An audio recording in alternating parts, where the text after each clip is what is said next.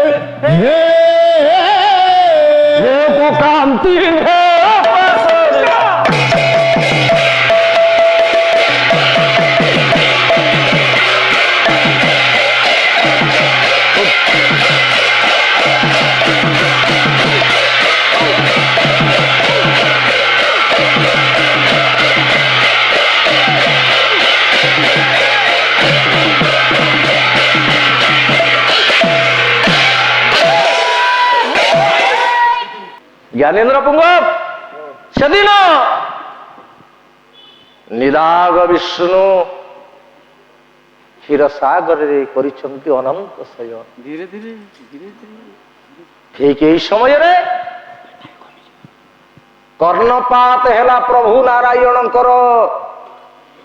आकुल चित्कार रक्षा करो रक्षा करो त्राही करो रक्षा करो।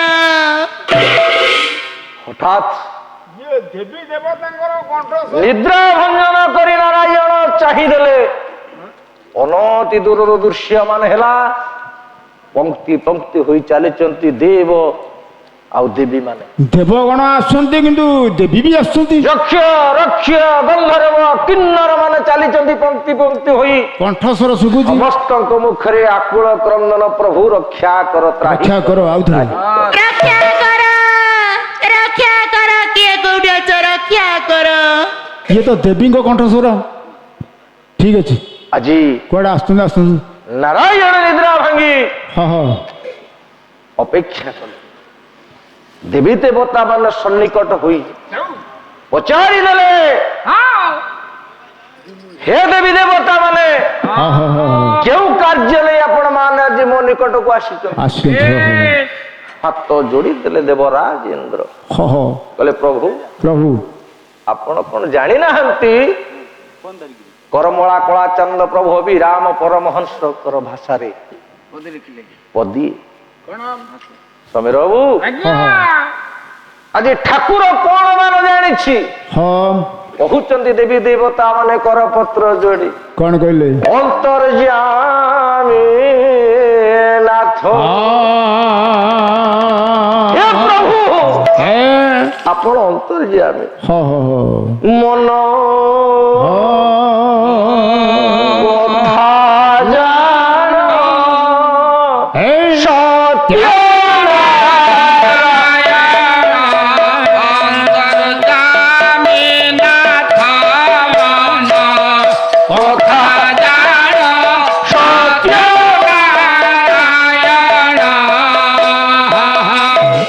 तुम्हें तो प्रभु सबू जापर अंतर कथा तुम्हें सबू जापर प्रभु कौन आउ कहबू ए रावण जो प्रभु हाँ हाँ आमे आपण अवगति निमंते जनाऊछु कि ये त्रिपुर विजयी लंका कटकर राजा विसर्वानंदन विंश बहु दशग्रीव रावणर त्रासरे आज स्वर्ग मर्त्य पाताल अतल भूतल ତଳେ ତଳ ରସା ତଳ ବହି ତଳ ଆଜି ପ୍ରକମ୍ପିତ ହଉଛି। ଆଚ୍ଛା ଆଜି ଇନ୍ଦ୍ର ଚନ୍ଦ୍ର ବରୁଣ କୁବେର ଦଶ ଦିଗପାଳ ଆଦି ସମସ୍ତ ଗ୍ରହ ମାନେ ଆଜି ଚାକର ବାକର କାମ କରୁଛନ୍ତି। କରୁଛନ୍ତି ହୋ ହୋ ହୋ ହୋ ହୋ ହେ ପ୍ରଭୁ, ହଁ ହେ ମାନବ ହତକାରୀ ଠାକୁର, ଆପଣ ଆମର ମାନ ରକ୍ଷା କରନ୍ତୁ। ହେ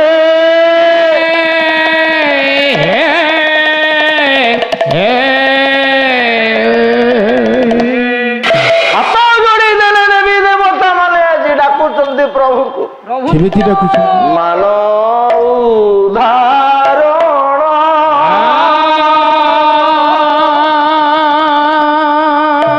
ହେ ପ୍ରଭୁ, ହଁ ହଁ ହଁ ହଁ ଆପଣ ଆମ ମାନଙ୍କର ମାନ ରକ୍ଷା କରିବେ। କର୍ଣ୍ଣବର ତ ଦେବୀ ଦେବତା ମାନେ ଡାକୁଛନ୍ତି। ହଁ ହଁ ଇଏ କର ହେ କାରଣ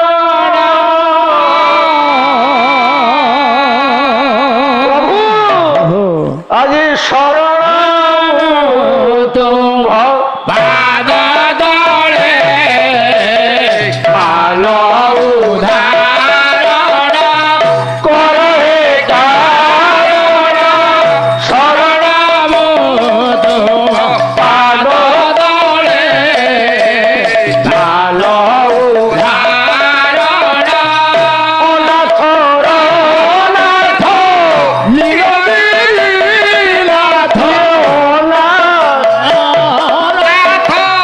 ନୀଳଗିରିନାଥ ଜଗନ୍ନାଥ ନୀଳାଚଳେ ମାନ ଉଦ୍ଧାରଣ କର ହେ ଶରଣ ତୁମ ପାଦ ତଳେ ମାନ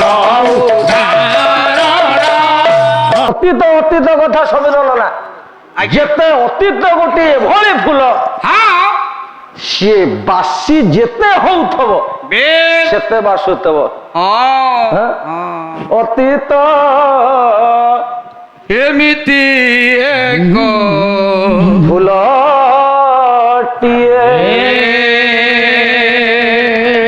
ଅତୀତ ଏମିତି ଏକ ଫୁଲଟିଏ ଅତୀତ ଏମିତି ଏକ ଫୁଲଟିଏ ଯେତେ ଆସି ହୁଏ ଯେତେ ବାସୁଥାଏ ଯେତେ ବାସି ହୁଏ ସେତେ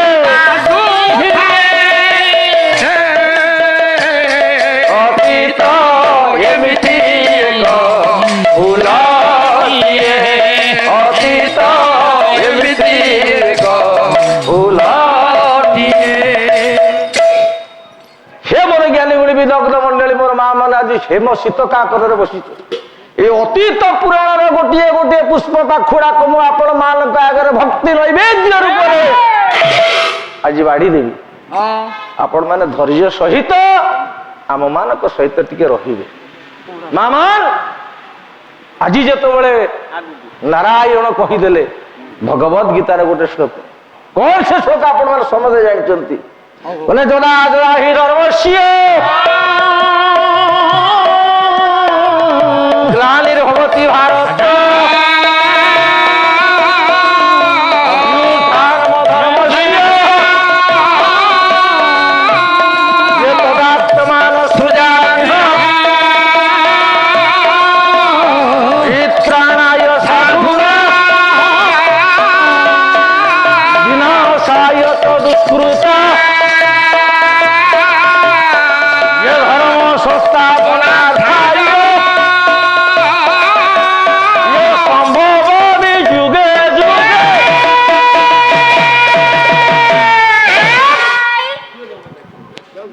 भगवान कहते हे भरत वंश अर्जुन, जेतबले ए धरावक्षरे अधर्मर भार बढ़ी जाए, धर्मर ग्लानि घटे, ठीक से समय रे प्रभु साधु मानकु परित्राण करिबा पई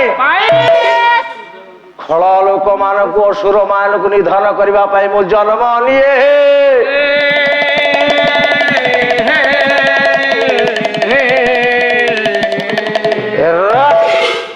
ବାପା ବସିଛ ଟୋପି ଦେଇକିରି କାକରେ ଟିକେ ଧୈର୍ଯ୍ୟ ଧର। ହଁ ହଁ ପଛକୁ ପ୍ରତାପ ଭାଇ ହଁ ଆଜି ଠାକୁର ନାରାୟଣ ଆଜି ଦେବୀ ଦେବତା ମାନଙ୍କୁ କହିଦେଲେ ହେ ଦେବୀ ଦେବତା ମାନେ ହଁ ହଁ ହଁ ସମୟ ପାଖେଇ ଆସୁଛି ଆସୁଛି ଆସୁଛି ଆଉ ଅଳ୍ପ ଦିନ ମଧ୍ୟରେ ମୁଁ ନିରାକାରରୁ ହଁ ହଁ ନରାକାର ହେବି। ହେବି ହେବି ନିରାକାରରୁ ସାକାର ହେବି ନିରାକାରରୁ ମୁଁ ଆଜି ନରାକାର ହେବି। ଆଜି ମୁଁ ନିଶ୍ଚିତ ଭାବରେ ଆସିବି ନର ଦେହ ଧରି। ବାସ୍ ବାସ୍ ସମୟ ପାଖେଇ ଆସୁଛି। ଯାଉ କୋଉଠି ଜନ୍ମ ନେବି? କୋଉଠି ମୁଁ ଜନ୍ମ ନେବି କୋଶଳ ରାଜ୍ୟରେ। କୋଶଳ ରାଜ୍ୟର ରାଜକନ୍ୟା କୌଶଲ୍ୟା। ହଁ ହଁ ସେ କୌଶଲ୍ୟା ବିବାହ ପରେ ତାଙ୍କରି ସ୍ୱର୍ଣ୍ଣମୟ ଗର୍ଭରୁ ମୁଁ ନିଶ୍ଚିତ ଭାବରେ ଜନ୍ମ ନେବି ଏବଂ ଦଶାନନର ବଧ ବାସ୍ ମୁଁ ବାସ୍ ନିଶ୍ଚିତ କରିବି। ଜୟ ଦେବୀ ଦେବତାଗଣ ଦୟାପୂର୍ବକ ଆପଣ ମାନେ ନିଜ ନିଜ ସ୍ୱଗୃହକୁ ଫେରି ଯାଆନ୍ତୁ।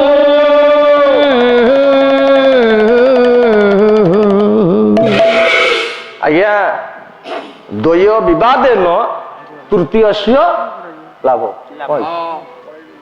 ମୁଁ କଥା ଦେଲି ଆପଣ ମାନଙ୍କୁ କୋଶଳ ରାଜ୍ୟରେ ରାଜକନ୍ୟା କୌଶଲ୍ୟା ଅବିବାହିତ ହଁ, ସେ ହଁ। ବିବାହ କଲା ପରେ ତାଙ୍କର ଗର୍ଭରୁ ମୁଁ ଜନ୍ମ ନେବି।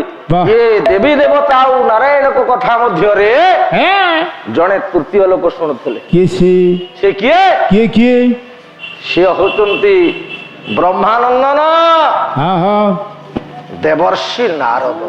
ନାରଦ ନାରଦ ନାରଦଙ୍କ ମନ ଭିତରେ ଆଜି ଆନ୍ଦୋଳନ ସୃଷ୍ଟି ହେଲା। କହିଲା ହେଲା ଆରେ ହେଲା ହେଲା ଇଏ ଦେବୀ ଦେବତା ମାନେ ଚିନ୍ତା କରୁଛନ୍ତି ରାବଣକୁ ବଧ କରିବା ପାଇଁ। ବାହ। ଆଚ୍ଛା ପ୍ରତାପ ଭାଇ ଆଜ୍ଞା ଇଏ ଦେବର୍ଷି ହଁ ହଁ ମନ ମଧ୍ୟରେ କାହିଁକି ଚିନ୍ତା ପ୍ରକଟ କଲେ? ଦେବର୍ଷି ଆଉ ରାବଣ ମଧ୍ୟରେ ସମ୍ପର୍କ କଣ ଜାଣିଛ? ହଁ ଜାଣିଛୁ ନା କଣ ଜାଣିଛ? ରାବଣ ରାବଣ କକେଇ ହଉଛି ତାଙ୍କର ଜେଜେ। ରାବଣ କକେଇ। ରାବଣ କା ତମ କକେଇ? ହଁ ମୋ କକେଇ ଓ ରାବଣ ତମ କକେଇ? ଆଉ ତାହେଲେ କଣ ତା କକେଇ ରାବଣ? ସବୁ ଶିଖିଛି। ହଁ ହଁ ହଁ ହଁ। ଦେବର୍ଷି ନାରଦ ବ୍ରହ୍ମାଙ୍କର ନନ୍ଦନ। ଆପଣ ମାନଙ୍କର ରାବଣ ବ୍ରହ୍ମାଙ୍କର ଚତୁର୍ଥ ପୁରୁଷ ହିସାବରେ ଜେଜେ ଆଉ ନାତି। ଆଚ୍ଛା ଜେଜ ଥାଉ ଥାଉ ନାତିର ମରଣ ଯାଉ, ଜେଜ ଯାଉ। ଶୁଣିପାରିବ? ଚାଲିଲେ ଆଜି ନାରଦ। ଚାଲିଲେ ଚାଲିଲେ ଏଠାରୁ ନାରଦ ଯେ କରିଲେ ଗମନ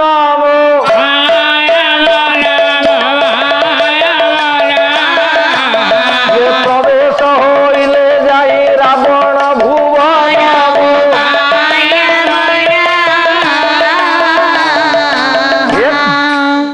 ଚାଲିଲେ ନାରଦ ଚାଲିଲେ। କେମିତି ଗଲେ? ବ୍ରହ୍ମାନନ୍ଦନ ନାରଦଙ୍କର ଯାନ କଣ? ଜାନ କଣ ବ୍ରହ୍ମାନନ୍ଦନ ନାରଦଙ୍କର ଯାନ କଣ କଣ ଜାଣିଛ? ତୁ ଜାଣିନୁ? ବାଇଜାଣି ହଉ ହଉ। ଆଉ କଣ ଜାଣିଛୁ? ପାଲା କଷୁ ପଇସା ନେଇ ଘରକୁ ଯିବୁ ବ୍ୟାଙ୍କରେ ଥୋଇବୁ। ହଁ କେ ବାଇ ଜାଣିପାରିଲା ର ର ର କହୁଛି ଭାଇ ମୁଁ ଜାଣିନି। ଶୁଣ ଶୁଣ ହଁ, ହଁ। କେମିତି ଆଜି ନାରଦ ଯାଉଛନ୍ତି? କୋଉଥିରେ ଯାଉଛନ୍ତି ହଁ। ହଁ କେମିତି ଯାଉଛନ୍ତି କେମିତି ଯାଉଛନ୍ତି ନାରଦ? ହଁ, ହଁ। ହୁଁ ହେଲେ ଏ ସମୟ ଦୂର ଅମ୍ବରୁ କରି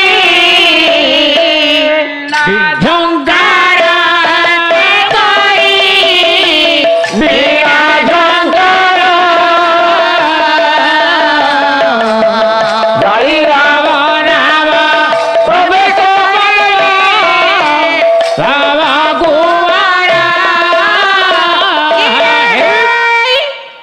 ମନ ଜାନରେ ବସି ଆଜି ରାମ ନାମକୁ ଗାନ ଗାନ କରି ଚାଲିଲେ ନାରଦ।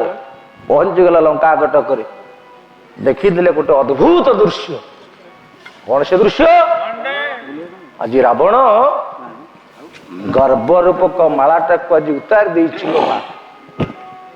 ସ୍ନାନ ତର୍ପଣ ଆଦି ସାରି ଆଣ୍ଠୁ ମାଡି ବସି ଯାଇଛି।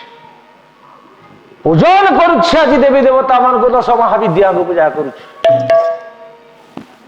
ইয়ে মালাটাকে আজ খোলি দিয়েছি আকুল নিবেদন করুছি কেমিতি ডাকুছি মা কু আজ ডাকুছি কেমিতি ডাকুছি মা তোতে কিଏ কোণ দଉଛି ମୁଁ କିଛି ଦେଇପାରୁନାହିଁ କଣ ଦଉଛି 178 ମନ୍ଦାର ଫୁଲର ମାଳାଟି ଆଜି ଦଉଛି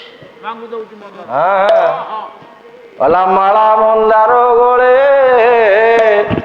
ମନ୍ଦାର ଫୁଲର ମାଳାଟି ଆଜି ଧରିଛି ଖଣ୍ଡା ଖର୍ପର ମାଛ କାଚ କାଚ ଲଞ୍ଚ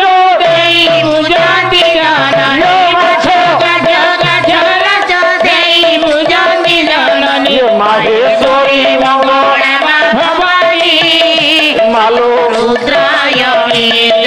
ମାହେଶ୍ୱରୀ ମାଲୋ ଅର୍ଜୁନ ଦାସ ଲେଖା ଡାକୁଛି ଲୋ ମା କହୁଛି କିଏ କଣ ଦଉଛି ମାଛ କାଚ କାଛ ଲାଞ୍ଚ ଦେଇପାରୁନି ତଥାପି ଦେବି କିଏ କଣ ମାକୁ କେତେ ଆଜି ରାବଣ ଦବ ଭକ୍ତ ଆଜି ମାକୁ ଦେବ କଣ ଦେବ କହିଲା ମାଲୋ ତତେ ଦେବି କଣ ଦେବି ମାନସ କୁସୁମ ମନୋରୂପକ ପୁଷ୍ପକୁ ଇଏ ଭକ୍ତି ସୂତ୍ରେ ଗୁନ୍ଥି ମାନସ କୁସୁମ ଭକ୍ତି ସୂତ୍ରେ ଗୁନ୍ଥି ଲମ୍ବାଇବି ତୋର ଗଳା ଲମ୍ବାଇବି ତୋର ଗଳା ଲମ୍ବାଇବି ତୋର ଆଉ କଣ ଦେବି ଆଉ କଣ ମାକୁ ଏ ମନୋରୂପକ ପୁଷ୍ପକୁ ଭକ୍ତି ରୂପକ ସୂତାରେ ଗୁନ୍ଥି ତୋର ଗୋଳାରେ ଦେଇ ସାରିଲା ପରେ ଆଖିର ହରେ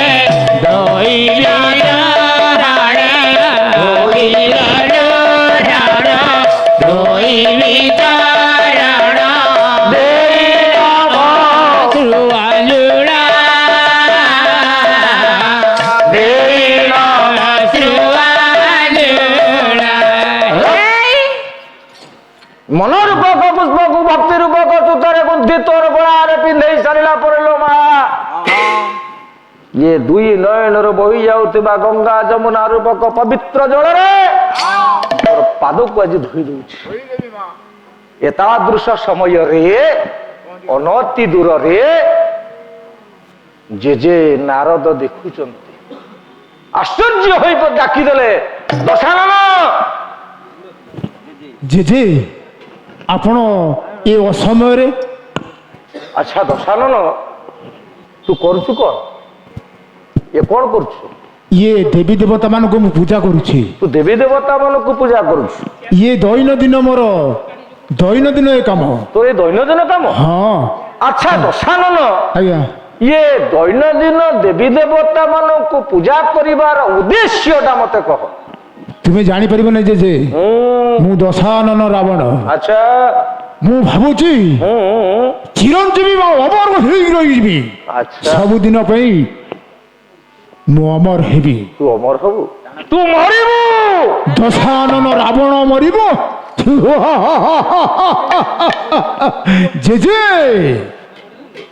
ଏ ମୋର ଗୁଣ ଥାଏ ବିବେକୀ ମଣ୍ଡଳୀ ଆଜି ଦଶାନନ ରାବଣ ଅଟହାସ୍ୟ କଲା କହିଲା ଶୁଣ ଜେଜେ 56 ଗଣ୍ଡା ଯୁଗକୁ ଦଶାନନ ରାବଣ ବର ପାଇଛି ଗଣ୍ଡାଏ ଦି ଅଣ୍ଡା ଭୋଗ କରି ନାହିଁ ଦଶାନନ ରାବଣ ଏତେ ଶୀଘ୍ର ମରିଯିବ ନା ଦଶାନନ ରାବଣକୁ ମାରିବା ପାଇଁ କିଏ ପୁଅ ଜନ୍ମ ହେଲାଣି ଜେଜେ ଆଜି ଆପଣ ମାନଙ୍କ ପାଖରେ ବାଢି ରହୁଛି ଓଡିଆ ଭାଗବତର ଗୋଟେ ସୁନ୍ଦର ପଦ ଜଗନ୍ନାଥ ଦାସ ନବାକ୍ଷରୀ ଛାନ୍ଦ କହିଲେ ଦଶାନନ ଶୁଣୁ କହିଲେ ତୁ କି ନ ଜାଣୁ ହରି ମାୟା ଅସୁର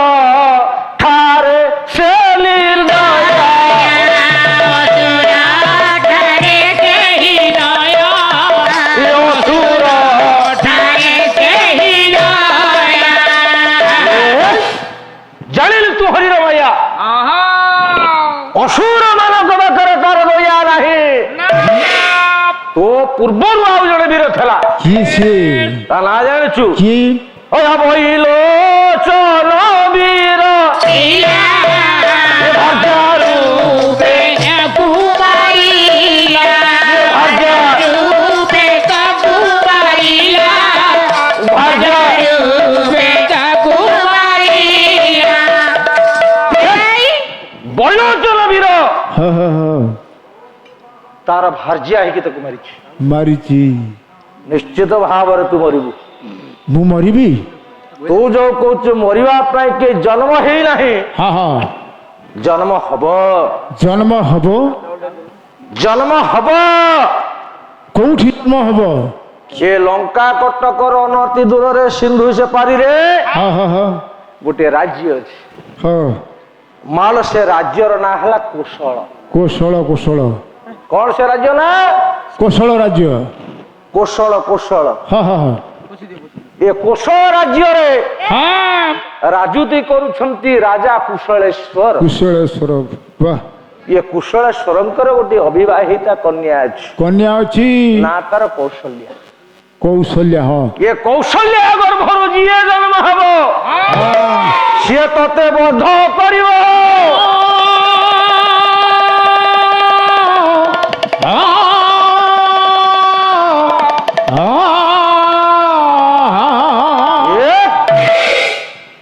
ଦଶାନନ ଏ କୌଶଲ୍ୟା ଗର୍ଭରୁ ଯିଏ ଜନ୍ମ ନବ ତତେ ସେ ନିଶ୍ଚିତ ଭାବରେ ବଧ କରିବ। କୁଶଳ ରାଜନନ୍ଦିନୀ କୌଶଲ୍ୟା ଗର୍ଭରେ ରାମ ଜନ୍ମ ହେବେ। ରାମ ମତେ ମାରିବେ? ନିଶ୍ଚିତ। ଆକାଶ କଇଁଆ ଚିଲିକା ମାଛ। ତଥାପି ଅଟହାସ୍ୟ। ଜେଜେ କିନ୍ତୁ ନାରଦ ନାରଙ୍ଗ ଦଦାତି ନାରଦ, ନାରଦଙ୍କ ପାଖରେ ମିଥ୍ୟା ନାହିଁ, ଜେଜେ ସତ୍ୟ କଥା କହନ୍ତି ନାରଦ। ଜେଜେ ମନେ ପଡିଗଲା ରାବଣର, କହିଲେ ଆରେ ଜେଜେ ଯାହା କହୁଛନ୍ତି ଭୁଲ। ଠିକ କଥା। ଆଜ୍ଞା, ଜେଜେ ମରିବା ପାଇଁ କାହାର ଭୟ ନାହିଁ, ଅଛି ନା ନାଇଁ? ଦବାକୁ ମରିବାକୁ କେହି ଭଲ ପାଆନ୍ତିନି। ଇଏ ତାହେଲେ? ଦଶାନନ ମରିବାକୁ ଭଲ ପାଇବ? ତାହେଲେ ଜେଜେ ବଞ୍ଚିବାର ଉପାୟକୁ ପଚାରିଦେଲା। ଜେଜେ ତାହେଲେ ଜେଜେ ମାନେ ମୁଁ ବଞ୍ଚିବି କେମିତି? ବଞ୍ଚିବୁ? କେମିତି? ତୁ ବଞ୍ଚିବୁ, ତାର ବାଟ ଅଛି। ଉପାୟ ଅଛି? ହଁ, ଜେଜେ କେମିତି କଣ କହୁନାହାନ୍ତି? ହେଲା ମୂଳୁ ମାଇଲେ ଜୀବ ସରି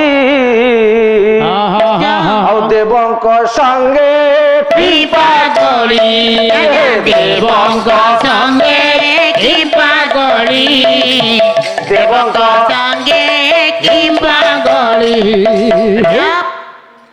ଶୁଣ, କୋଶଳ କଟକକୁ ଯାତ୍ରା କର। କୋଶଳ ରାଜନନ୍ଦିନୀ କୌଶଲ୍ୟାକୁ ଅପହରଣ କରି ବଧ କରିଦେ। ବାଉଁଶ ଥବ ନା ବଇଁଶୀ ବାଜିବ? ଠିକ କଥା ଜେଜେ, ମାନିବାକୁ ପଡିବ, ତମ ମୁଣ୍ଡକୁ ମାନିବାକୁ ପଡିବ ଜେଜେ। ଠିକ ଅଛି, ଏଇ ମୁହୂର୍ତ୍ତରେ ମୁଁ କୋଶଳ ଯାତ୍ରା କରିବି, କୌଶଲ୍ୟାକୁ ଅପହରଣ କରି ଆଣିବି। ଦଶାନନ ରାବଣ। ଆମର ଏହି ପାଲାର ସମସ୍ତ ଭାଗ ଗୁଡ଼ିକ ଆପଣଙ୍କୁ କିପରି ଲାଗୁଛି ତାହା ଆମର ଏହି କମେଣ୍ଟ ବକ୍ସ ମାଧ୍ୟମରେ ନିଶ୍ଚିତ ଜଣାଇବେ। ଯଦି ଆମର ଏହି କାର୍ଯ୍ୟକ୍ରମଟି ଆପଣଙ୍କୁ ଭଲ ଲାଗୁଥାଏ ତେବେ ଆମ ଚ୍ୟାନେଲକୁ ଲାଇକ୍, ସେୟାର, ସବସ୍କ୍ରାଇବ୍ କରିବା ପାଇଁ ଭୁଲିବେ ନାହିଁ। ରହୁଛି, ନମସ୍କାର।